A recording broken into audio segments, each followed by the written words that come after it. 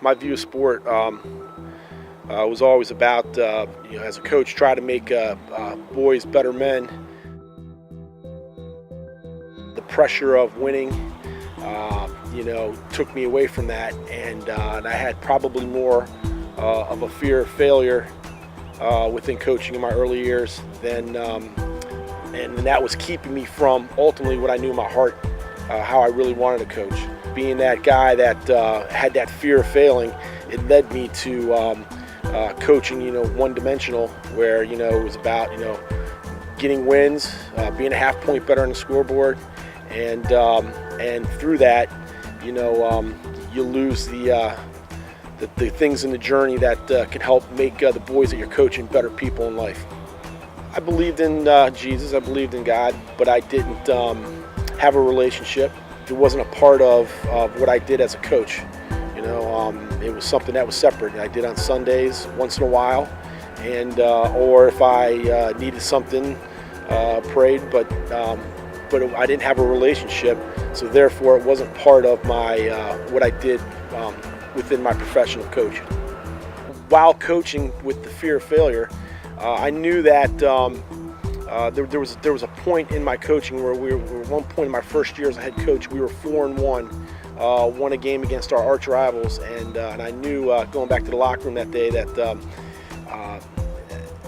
I didn't feel right. I felt empty, and I felt like there was a lot of pressure, and I almost felt like I wanted to quit. There was something that was missing, and the pressure wasn't fun, and I didn't enjoy it. When three-dimensional coaching was something that was exposed to me by my athletic director, it opened my eyes to what I always viewed coaching as, is to try to make men better people. And this kind of opened my eyes, like here's a way in which you can do this, where you can coach in a way in which you can compete and set your guys up in a position to win games, but at the same time make it a complete journey in making people better men. The culture actually started to change when I made a transformational change in myself.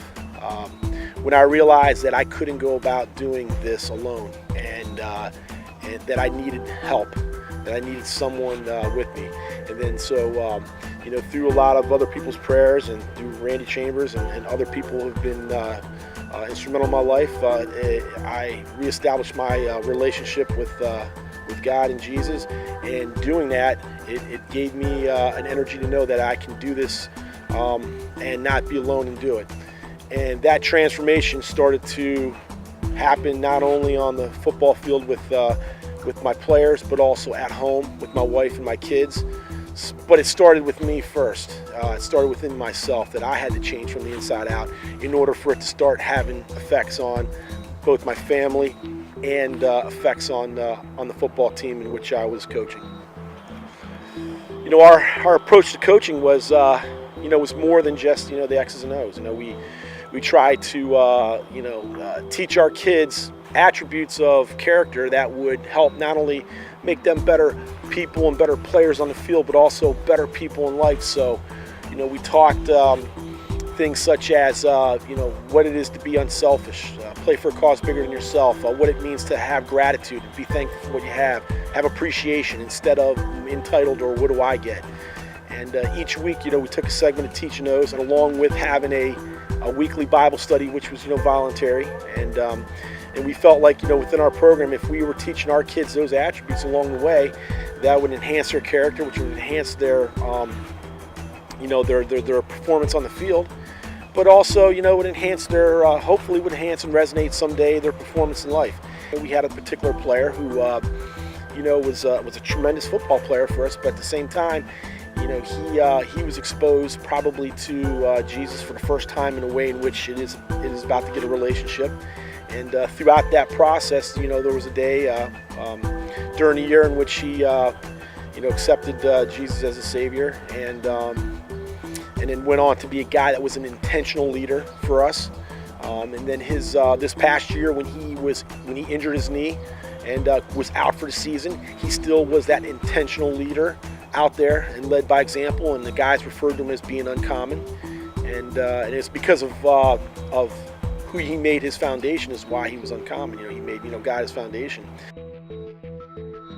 But with that being said, he tragically passed away in a car accident week after Thanksgiving this past year in 2012, and it's really opened my eyes to the fact that that story says something more than what the scoreboard would ever tell you. Here was a kid who accepted Jesus and was saved, and if our program helped to do this for this kid, and that helped him then to see God when he passed away and died at the age of 17, then we can be 0-10 or we can be 10-0. It's irrelevant.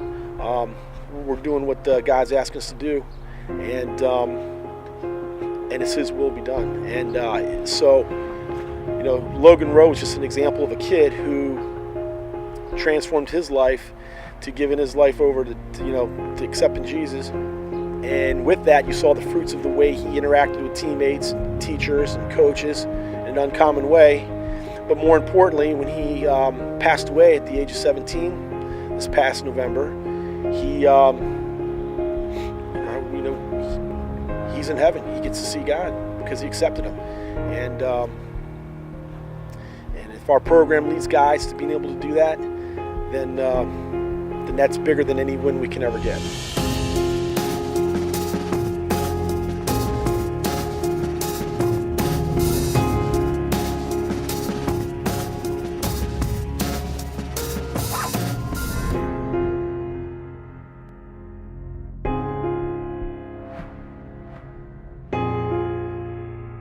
My name is Bernie Nowakowski, and I am a transformed coach.